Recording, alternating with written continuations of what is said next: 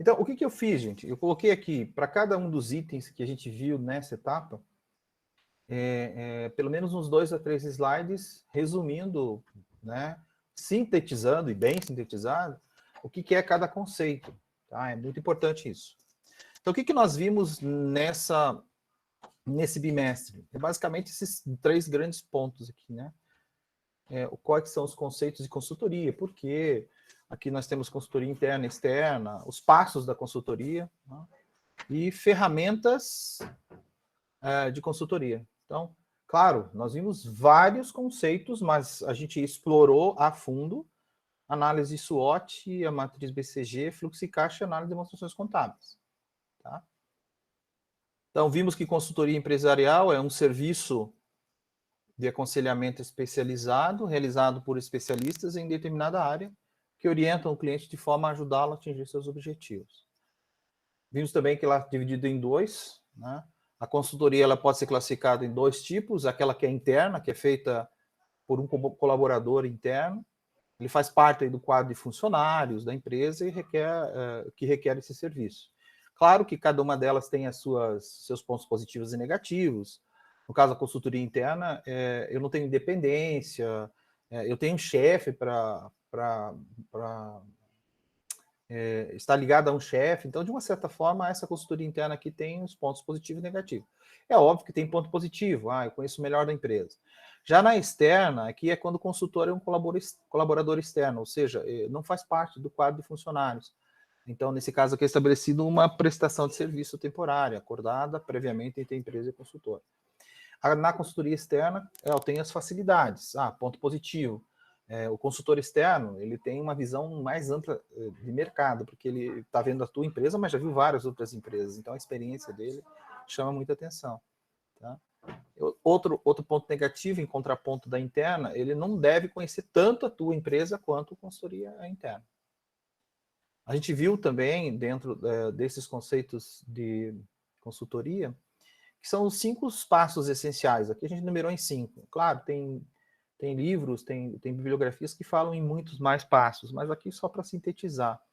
A primeira etapa é o diagnóstico, o entendimento do negócio. A segunda é a escolha de qual área a gente vai atacar, ou atacar todas, conforme o escopo que está sendo colocado no início, né? O que vai ser feito em cada área, o plano de melhoria. Como que eu vou priorizar? Inclusive aqui, a gente tinha até uma outra ferramenta que não deu tempo para a gente colocar aqui, que é o GUT, que é aquela ferramenta que a gente identifica a priorização de cada uma dos trabalhos a serem feitos, mas aqui é só para entender qual área a gente vai atacar primeiro. E colocar aqui os planos em ação. É óbvio que depois de feito isso, eu vou identificar qual aqueles que realmente precisam ser feitos, que já foram feitos e tudo mais.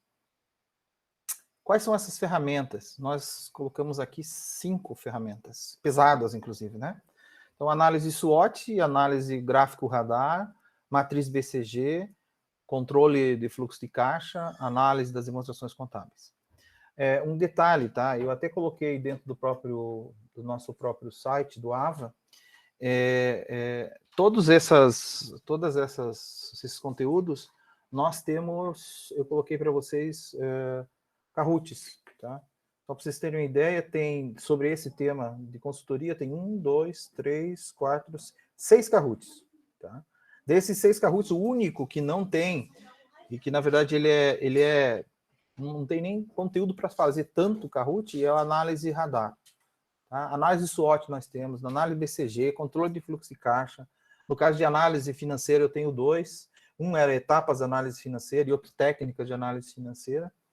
E eu tenho conceito de consultoria e matriz BCG. Todos eles a gente tem a Kahoot, que vocês podem acessar. Inclusive, até menciono aí no AVA como vocês obterem esse Kahoot.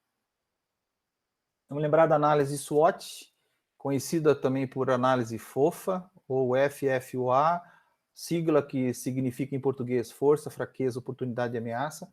É justamente esse ponto que eu quero que vocês olhem nesse caso prático.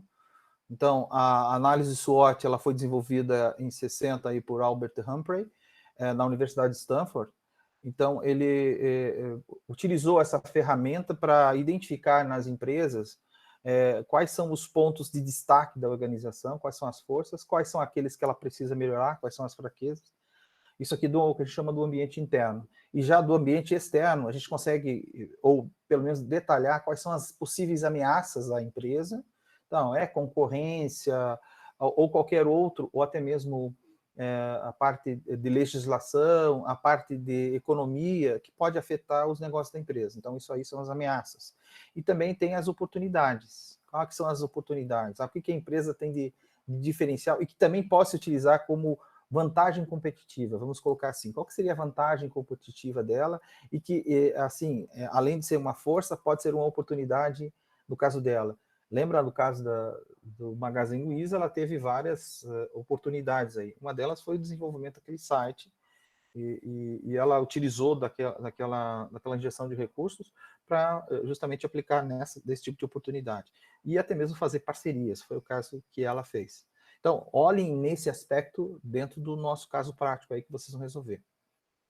Então, esse método de análise SWOT é uma maneira bem simples de você identificar esses pontos. Então, aqui a gente tem aqui um exemplo dos 4 quadrantes aqui que compõem a análise SWOT: fortes, fracos, oportunidades e ameaças, interno e externo.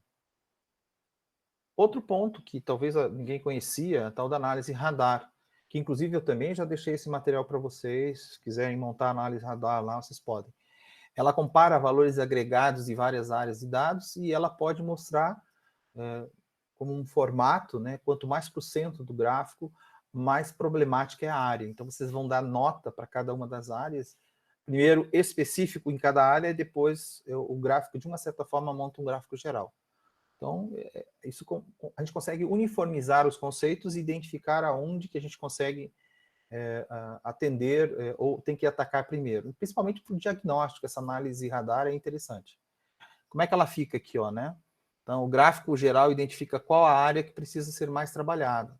No nosso exemplo aqui, ó, perceba que a análise, a parte de finanças, está bem longe do ideal. Ó. Então, de 10, ela tem uma nota 3.